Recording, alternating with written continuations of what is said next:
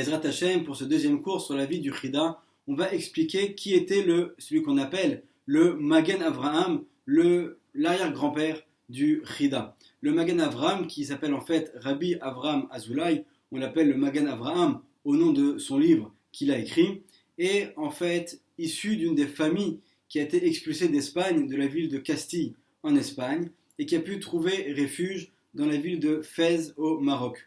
Et là-bas, il était donc entouré également avec d'autres Talmidei Chachamim.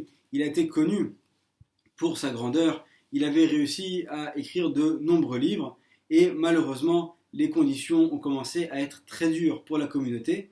D'abord parce qu'il y avait un gouverneur qui était particulièrement antisémite et qui donc régulièrement faisait souffrir la communauté, mais également parce que, mis à part cela, il y avait une famine extrêmement difficile et les gens avaient à peine de quoi se nourrir. Et donc finalement, Rabbi Avraham va trouver l'opportunité de pouvoir prendre un bateau et se diriger vers Eretz Israël. C'était son rêve depuis toujours de faire son aliyah, surtout qu'il avait été très attiré par les écrits de la Kabbalah, et le centre de la Kabbalah à cette époque était bien sûr en Eretz Israël, et notamment il s'intéressait aux écrits du Rav Moshe Cordovero, qu'on appelle le Ramak, qui est donc le premier enseignant du Harizal. Et donc finalement, Rabbi Avraham va réussir à embarquer dans ce bateau. Il va prendre donc le large pour se rendre en Eretz Israël et il réussit à prendre avec lui des malles entières avec tous les livres de Chidushet Torah, de paroles de Torah qu'il a pu écrire au cours de sa vie. Et voilà que malheureusement le voyage est extrêmement difficile. Ils sont contraints plusieurs fois de faire des arrêts en route et vraiment ils ont été obligés de jeter par-dessus bord de très nombreuses affaires qui se trouvaient dans le bateau, mais tout au long du voyage, Rabbi Avraham réussit à garder ses écrits auprès de lui sans qu'il y ait aucun problème. Et finalement, le voyage est tellement difficile que quasiment arrivé en Eretz Israël, ils vont s'arrêter dans un des ports de la région, et là donc tous les passagers du bateau vont descendre pour un petit peu pouvoir s'aérer, se restaurer, et ils vont laisser toutes leurs affaires dans le bateau.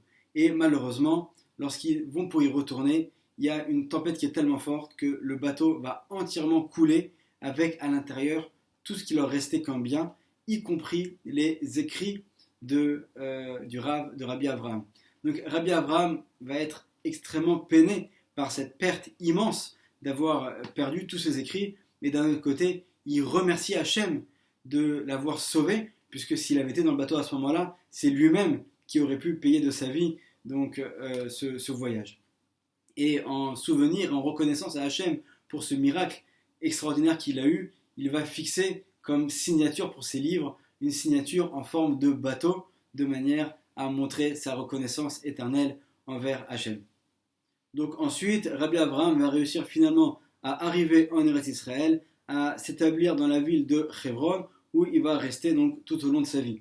Et d'ailleurs là-bas, il va se remettre donc bien évidemment à l'étude de la Torah, s'attacher à la communauté de Hebron et se mettre donc de nouveau à écrire. Et c'est donc parmi les livres que nous avons aujourd'hui, notamment le livre Chesed l'Avraham, qui va écrire non pas lorsqu'il est à Hebron, mais lorsqu'il va être à Gaza, dans la ville de Gaza, où il va aller se réfugier, puisqu'il y avait à ce moment-là une épidémie dans la ville de Hebron. Donc le temps de son exil, entre guillemets, dans la ville de Gaza, il va pouvoir réussir à écrire ce livre.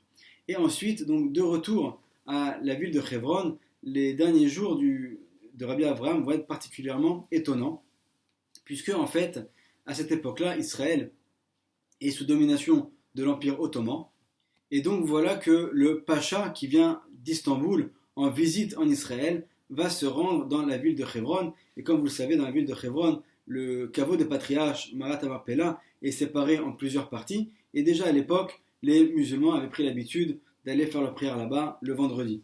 Et donc lorsque le Pacha va se rendre là-bas, il va demander à voir l'entrée de la grotte dans laquelle sont enterrés les patriarches. Et là c'est extrêmement intéressant puisque en fait aujourd'hui, l'édifice que nous connaissons à l'endroit de Marat Amarpella, en fait il faut savoir que en dessous se trouve une entrée très étroite dans une caverne qui elle mène véritablement à l'endroit où sont enterrés les patriarches. Et donc, d'ailleurs, entre parenthèses, cette ouverture avait été trouvée, selon certaines rumeurs, à l'époque de la guerre des 6 jours, puisque Moshe Dayan, le ministre de la Défense, qui était passionné d'archéologie, s'était rendu sur place, et ils avaient voulu y entrer, et en voyant que ça pouvait être dangereux, finalement ils avaient décidé de fermer l'endroit. Et donc aujourd'hui on ne sait pas exactement où ça se trouve. A priori donc ce serait en fait en dessous de Marat Amarpella, de l'édifice actuel tel que nous le connaissons. Et donc à cette époque-là, il n'y avait pas tout cela, donc l'accès était beaucoup plus facile. Et voilà que donc, le pacha d'Istanbul veut voir l'entrée de la caverne. Et donc en fait c'est une sorte de trou, donc il se penche pour voir un peu ce qu'il y a à l'intérieur. Et en fait en se penchant, voilà que son épée, qui est ornée de diamants, de pierres précieuses, va glisser de son fourreau et tomber à l'intérieur de cette caverne. Et donc là, forcément, ce n'est pas le pacha lui-même qui va descendre pour aller la récupérer. Donc il demande à l'un de ses soldats de descendre et d'aller la lui ramener. Donc on prend une corde, on fait descendre le soldat, et voilà qu'il n'y a plus de signe du soldat, on le remonte, il est mort. On en fait descendre un deuxième, la même chose, un troisième, la même chose. Et là donc le pacha comprend qu'il y a quelque chose qui le dépasse, et il se doute bien que c'est seulement la communauté juive qui va pouvoir lui ramener son épée. Et donc il va faire un décret dans lequel il donne un délai particulier pour laisser aux Juifs le temps de lui ramener son épée. Et il leur dit, attention, si au bout de ce délai, l'épée ne lui est pas ramenée, à ce moment-là, il n'hésitera pas à faire un massacre, Dieu préserve, de la communauté. Donc bien sûr, à ce moment-là, la communauté était en panique. Ils ne savaient pas comment est-ce qu'ils allaient pouvoir s'en sortir. Qui oserait descendre dans la grotte de Marat Amarpella pour aller chercher l'épée du pacha? C'était inimaginable. Et donc finalement, ils ont décidé de faire un tirage au sort. Et voilà que le tirage au sort tombe sur Rabbi Avraham Azoulay. Lorsqu'il voit que ça tombe sur lui, il comprend que c'est la volonté du ciel, et donc directement, il va aller se tremper au mikvé, faire un jeûne, faire des prières, il va rester la nuit entière réveillé à étudier en particulier tous les textes de la Kabbalah qui parlent de Avraham Avinu, qui est celui qui a acheté Marat Amarpella, et lorsque arrive le matin, il se décide donc à pouvoir se rendre à l'intérieur. Avant de descendre, il demande à la communauté, il dit s'il vous plaît, priez pour moi qu'il ne m'arrive rien lorsque je descends là-bas.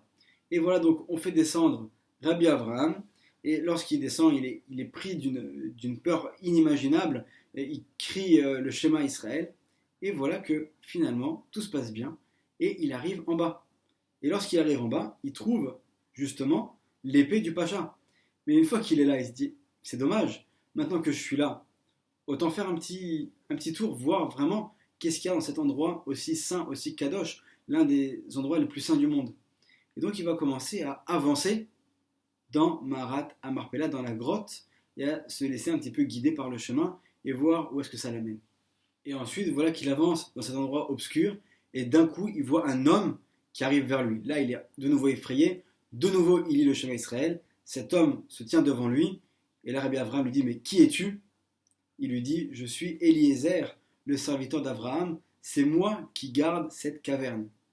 Et là, Rabbi Avraham dit, écoute, Eliezer, je te demande s'il te plaît, demande au patriarche de m'autoriser à aller leur rendre visite. Et donc c'est ce que fait Eliezer, il va voir le patriarche, il revient voir Rabbi Avraham, il lui dit, c'est bon, tu as leur autorisation.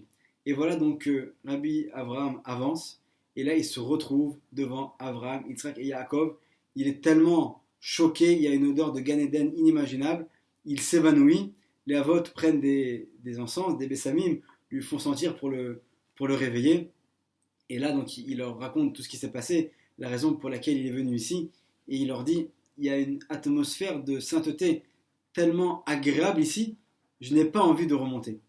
Et là les patriarches vont lui dire, écoute, sache que t'as pas d'autre choix, il faut que tu sauves la communauté de Hebron, c'est une communauté de gens qui sont des gens saints, il faut que tu ramènes cette épée au pacha pour ne pas que Dieu préserve, il y ait de problèmes et qu'il y ait un massacre sur la communauté. Mais par contre, on a une bonne nouvelle pour toi, c'est que ne t'inquiète pas, tu vas très bientôt nous rejoindre. En fait, il lui a annoncé qu'il allait bientôt quitter ce monde. Donc là, Rabbi Avraham, consolé par ces paroles, rebrousse chemin, récupère l'épée, de nouveau il fait signe pour qu'on puisse lui envoyer une corde et qu'il puisse remonter, et là on le ramène donc à la communauté, ils retrouvent l'épée, ils peuvent la ramener donc au pacha, et toute la communauté est sauvée à ce moment-là. Et donc c'est une fois qu'il est remonté que Rabbi Avraham va prendre du temps pour de nouveau se tremper au mikvé, faire sa prière, et ensuite il va rentrer chez lui, s'allonger, dire le Shema Israël, et c'est de cette manière-là qu'il va quitter ce monde. On voit donc ce personnage hors du commun, qui d'ailleurs lui aussi a pas mal voyagé, Et c'est déjà de lui que également va être inspiré le Chida dans beaucoup de ses livres.